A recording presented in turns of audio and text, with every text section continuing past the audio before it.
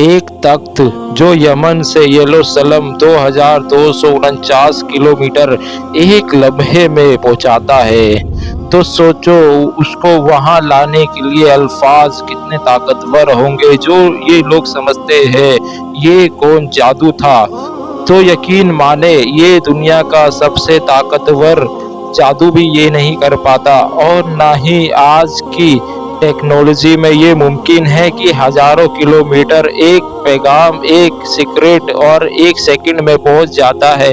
تک پہنچنے کی سپیڈ اس سے بھی زیادہ تھی، کیونکہ اس کے پیچھے کوئی سائنس اور جادو نہیں تھا، بلکہ دو الفاظ تھے، وہ الفاظ جو اس دنیا میں موجود ہر چیز سے بھاری اور طاقتور ہے۔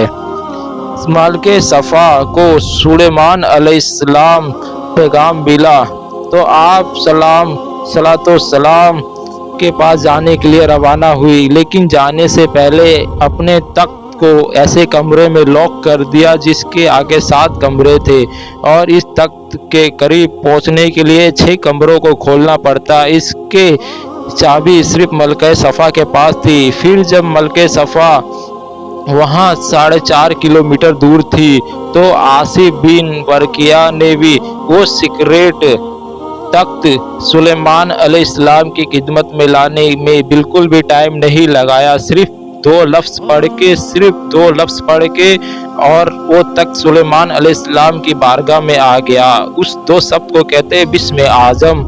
قرآن کریم میں ذکر ہے اس شخص جس سے ہر علماء آصف بن علماء کہتے ہیں، ان کو بعض کتاب کا علم تھا۔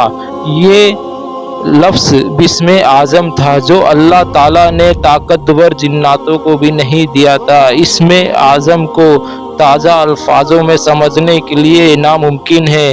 اس کو تفصیل سے سمجھنے کے لیے اس کی تعریف بھی کی جاتا ہے۔